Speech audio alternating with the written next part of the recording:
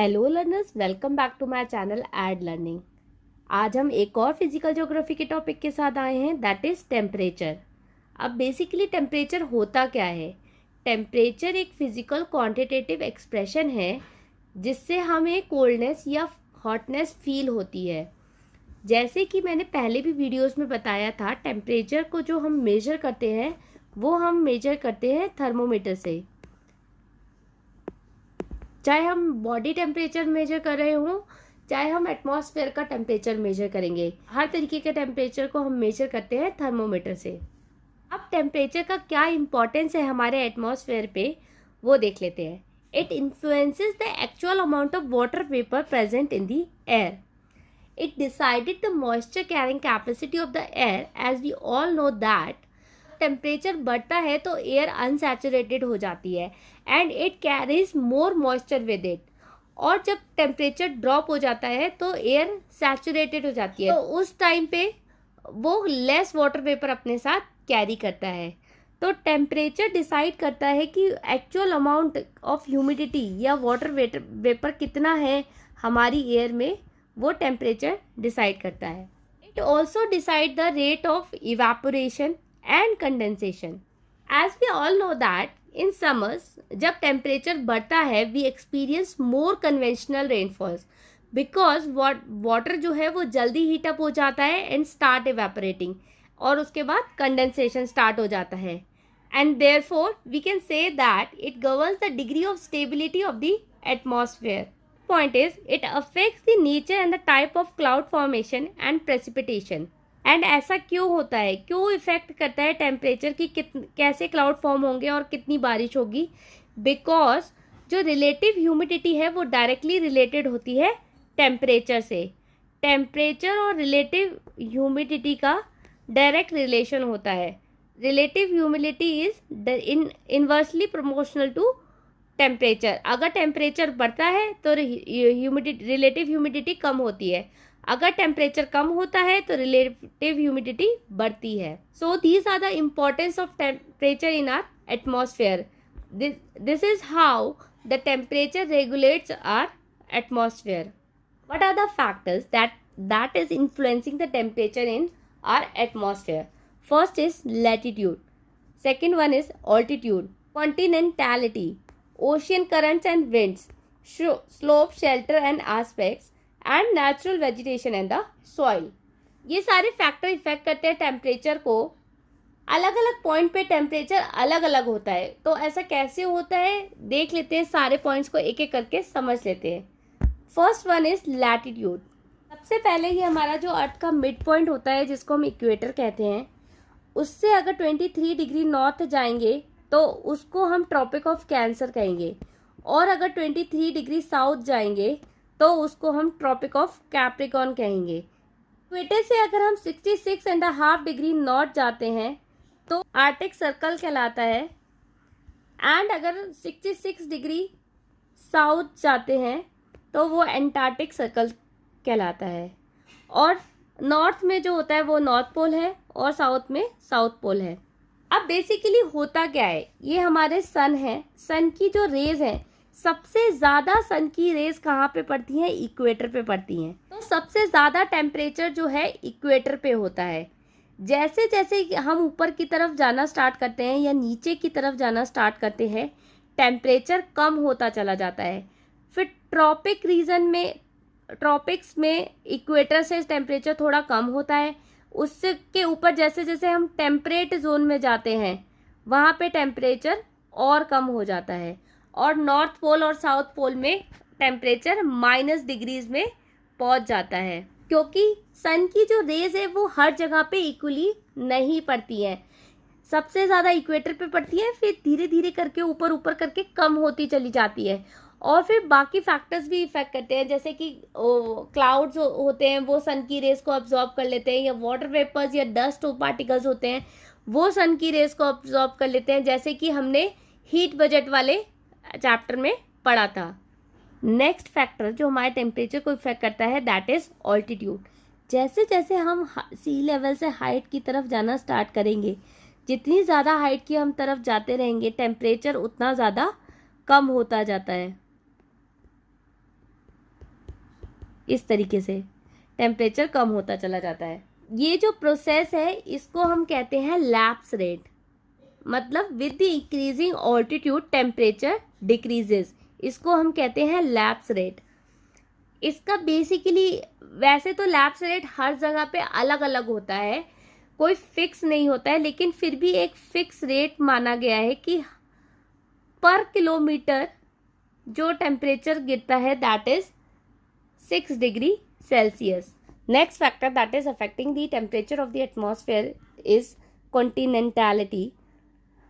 Basically होता क्या है, जो लैंड सरफेस है वो जल्दी क्विकली हीट हो जाता है in comparison to water surface, because water की जो स्पेसिफिक हीट होती है वो लैंड सरफेस से ज़्यादा होती है। अगर हमारे पास equal volume of water and land है तो मान लो अगर हमें वाटर को हीट करने के लिए 100 यूनिट्स चाहिए, तो सेम अमाउंट सेम डिग्री पे लैंड को हीट करने के लिए हमें उसका 1/3 ही चाहिए होगा, 100 का 1/3 ही एनर्जी चाहिए होंगी। तो इससे भी टेम्परेचर में बहुत फ़र्क पड़ता है। तो मरीन टाइम जो रीज़न होते हैं वो इतना वहाँ पे टेम्परेचर ज़्यादातर कम ही होता है, इतना ज़्यादा नहीं होता है।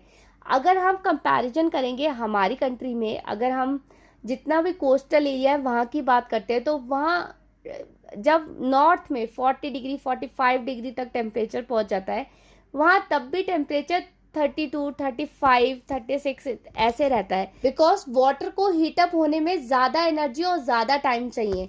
तो वाटर उतना जल्दी हीटअप नहीं हो पाता जितनी जल्दी इंटीरियर लैंड रीजन जितनी जल्दी हीटअप हो जाता है। That is why it is the reason कि कॉन्टिनेंटल इंटीरियर में ज़्यादा टेम्परेचर होता है, वेरिएशन होता है in comparison to maritime districts में। Next factor that is effecting the temperature is ocean currents and the winds. Ocean currents and wind both affect the temperature by bringing their coldness or hotness into the adjoining area. अब वो कैसे होता है, let's see वो देख लेते हैं। Basically होता क्या है, जैसे कि जो ओशियन करंट्स हैं, फॉर एग्जांपल गल्फ स्ट्रीम जो है, जो वेस्टर्न यूरोप है उस रीजन को आइस फ्री रखता है, बिकॉज जो गल्फ स्ट्रीम है हॉट ओशियन करंट है, वार्म ओशियन करंट है, तो वहाँ पे जितनी भी आइस होती है वो उसको मेल्ट कर देता है और उस रीजन को आइस फ्री कर देता है, और वहाँ का जो टेम्परेचर है वो माइल्ड हो जाता है, जिसकी वजह से उसी तरीके से एक लेब्राडोर करंट होती है जो कोल्ड करंट है, वो जो कनाडा का जो ईस्टर्न कोस्ट है उसको महीनों तक फ्रोजन रखता है, क्योंकि वो एक कोल्ड करंट है और वो वहाँ की जो एरिया है उसको फ्रीज कर देती है। तो इस तरीके से जो ओशियन करंट्स है वो इफेक्ट करती हैं कि एक पर्टिकुलर डिस्ट्रिक्ट या रीजन में क्या टेम्परेचर होगा। एंड सेम उसी तरह जो विंड्स हैं वो भी काम करती हैं, जैसे कि बहुत सारी लोकल विंड्स हैं, जैसे कि फॉन, चिनूक, सिरिको, मिस्ट्रल, ये अलग अलग तरीके की कोल्ड एंड वार्म विंड्स होती हैं जो एक पर्टिकुलर एरिया, पर्टिकुलर रीजन के टेम्परेचर को इफेक्ट करती है। फॉर एग्जाम्पल अगर हम नॉर्थ इंडिया की बात करें तो वहाँ पे एक विंड चलती है लू, जिसको हम लू विंड कहते हैं। तो वो जब लू चलती है तो वो अपने साथ एक वार्म करंट लेके आती है, तो उस टाइम पे टेम्परेचर और ज़्यादा इंक्रीज हो जाता है। तो इस तरीके से लोकल विंड्स जो हैं वो पर्टिकुलर एरिया के टेम्परेचर को डिफाइन करती हैं। Next is slope and shelter. जो स्टीप स्लोप होते हैं, वो यहाँ पे ये कह रहे हैं, जो स्टीप स्लोप होते हैं वहाँ पे टेम्परेचर जल्दी चेंज होते हैं in comparison to gentle slopes में। Eastward mountain ranges like Alps having high temperature on the south facing area that is sunny slope, then north facing shelter slopes. मतलब जो एल्प्स माउंटेन है वो जो उनका जो साउथ फेसिंग एरिया है उस एरिया को हम इन लोग सनी स्लोप कहते हैं, क्योंकि वहाँ पे ज़्यादा सनरेज आती है और वहाँ का टेम्परेचर हमेशा ज़्यादा होता है। और जो नॉर्थ फेसिंग जोन है उसको कहते हैं शेल्टर स्लोप, वहाँ पे धूप कम आती है और वहाँ पे टेम्परेचर कम रहता है। अब साउथ फेसिंग जो सनी स्लोप है वहाँ पे इंसुलेशन ज़्यादा होता है, दैट इज़ वाई वहाँ पे वाइन कल्टीवेशन भी अच्छा होता है।